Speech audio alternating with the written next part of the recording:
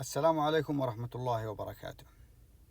صراع بين النفس الأمارة في السوء وبين القرين.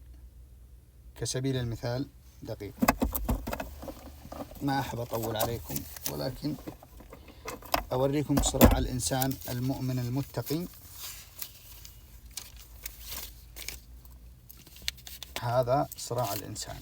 شوفوا الإنسان، هذا النقطة هو الإنسان. النفس الأمارة بالسوء، الدائرة هذه النفس الأمارة بالسوء. القرين هذه الدائرة.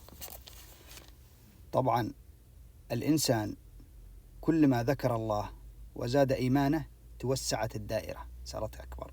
كلما بعد عن المعاصي الخلوات توسعت الدائرة. كلما حافظ على الصلوات توسعت الدائرتين.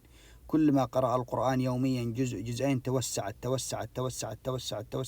حتى صارت كبيرة، وابتعد عنه أمر السوء وابتعد عنه القرين، وصار ملتزما ومحافظا على ذكر الله. ولكن إذا صار الإنسان يجري بعد الشهوات، بعد الأغاني، بعد المنكرات، تضيقت عليه الدائرة، ضاقت عليه الدائرة، ضاقت حتى صار مفسد في الأرض.